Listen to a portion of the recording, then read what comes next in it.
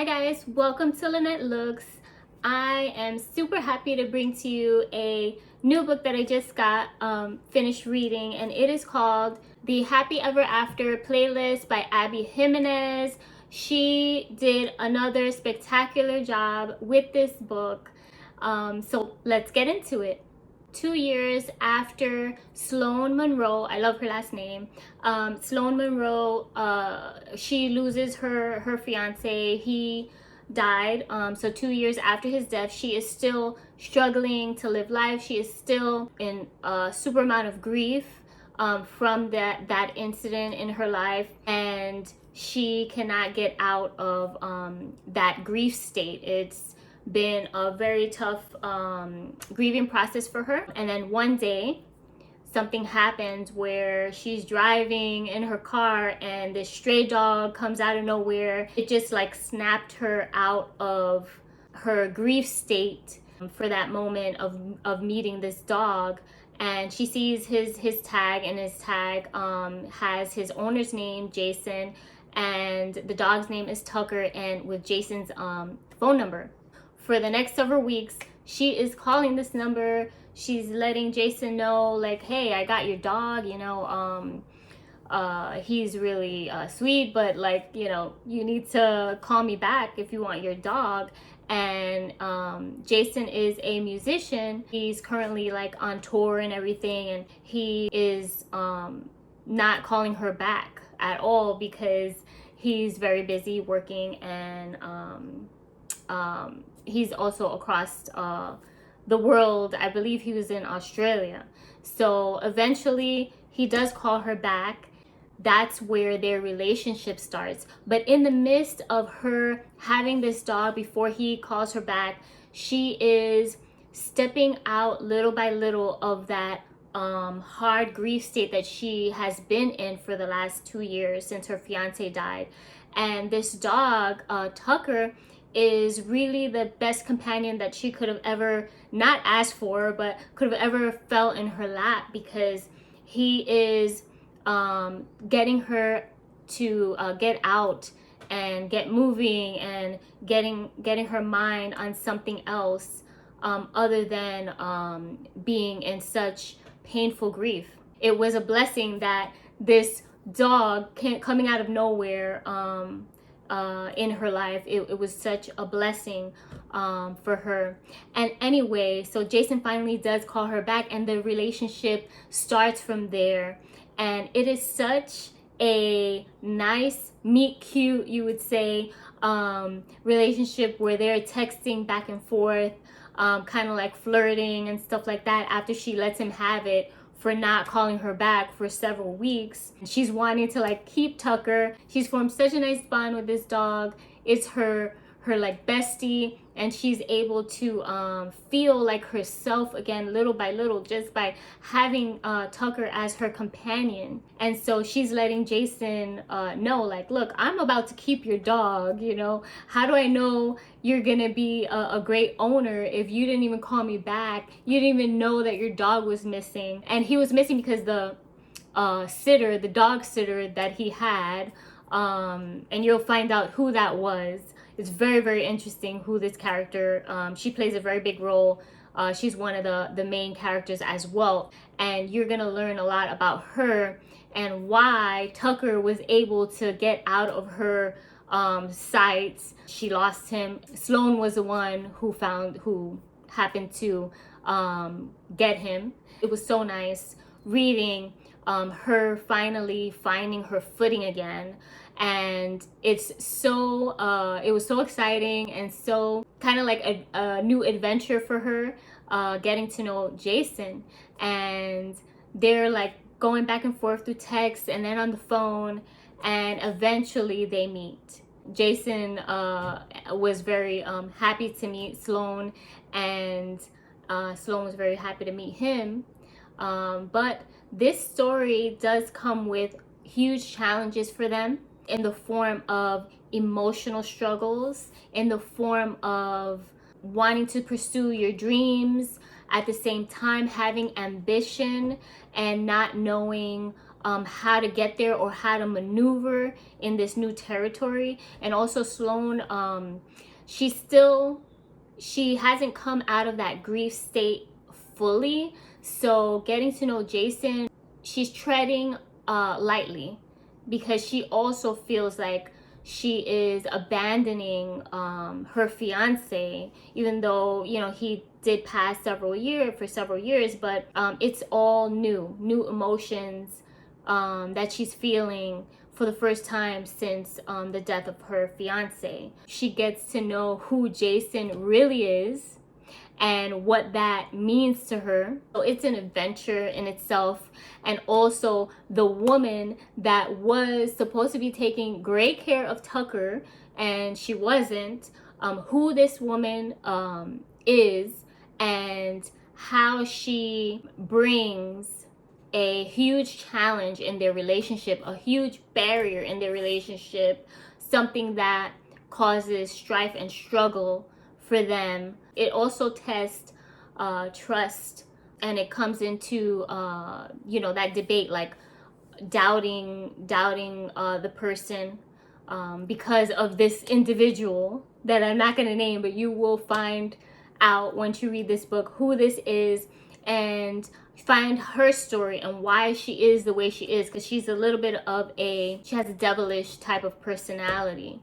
And you're gonna find out how Jason could have become a part of her world. It's very, very interesting. And it's very interesting how each one of these characters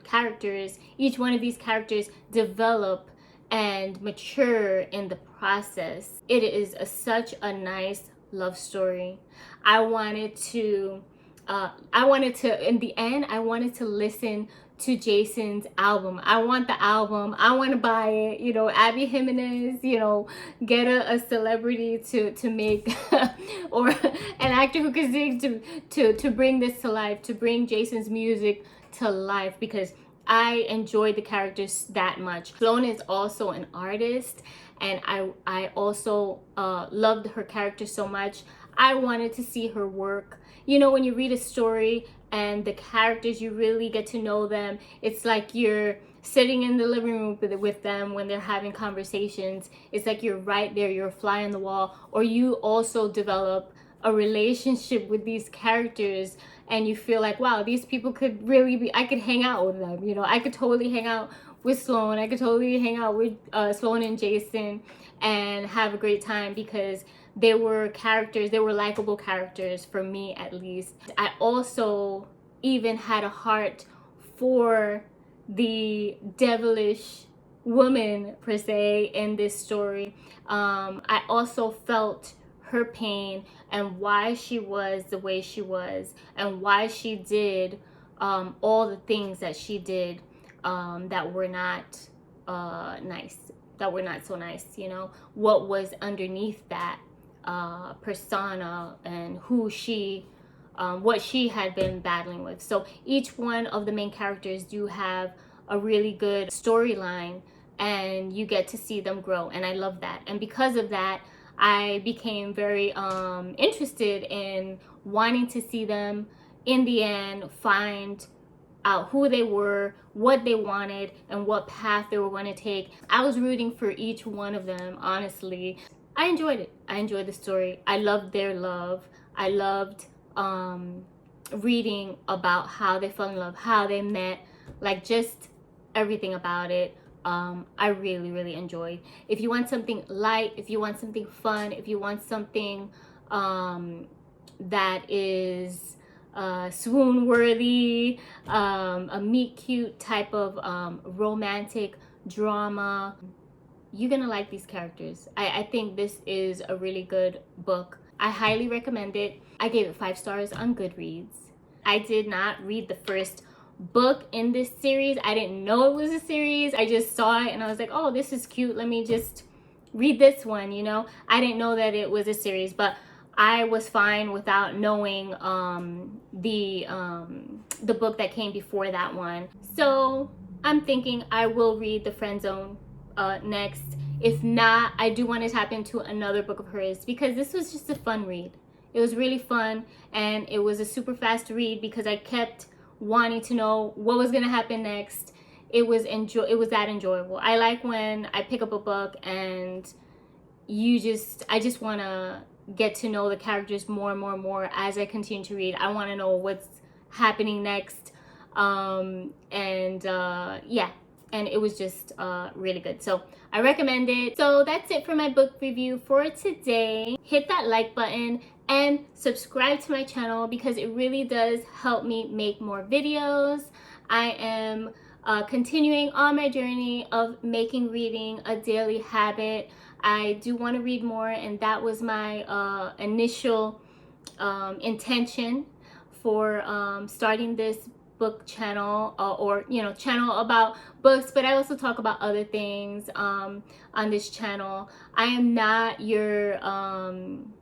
you're the person who reads like 30 books in several months, or has a long list of books that I read like consecutively. And because I just basically during COVID wanted an outlet, and I started reading because it wasn't something it wasn't a habit of mine, and I really wish I would have picked it up a long time ago, and I really didn't. It wasn't a habit. Having phones and constantly being stimulated in the sense of pictures and everything, it's nice to put that down and actually read and have the stories come to life in my own making, in my mind, and using that and getting stronger connection with creating pictures, just boosting my imagination, boosting my reading level, and I am enjoying it. So I am fairly new in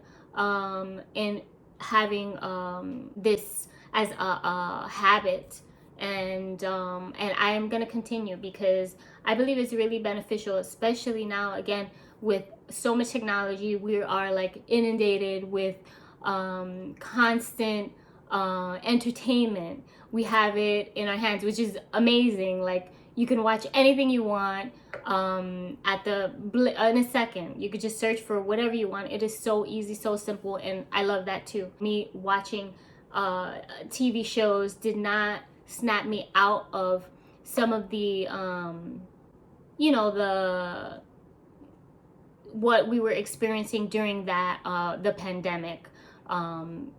It really did. It really is a stress reliever. I truly believe it, and it is super nice to also pick up a book and be entertained in that way, in a different way, and also utilizing your mental you'd say muscle, like to make that stronger, because if you're just watching TV, you're not really utilizing that, and it becomes so foreign to actually pick up a book and read. But once you do it, it is really nice, and I highly recommend it.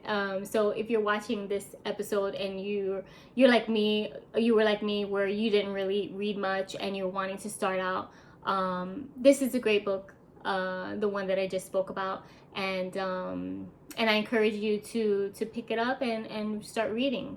I don't think there would be any time wasted in that process. Thank you for watching Lynette Looks, and I will see you on the next one.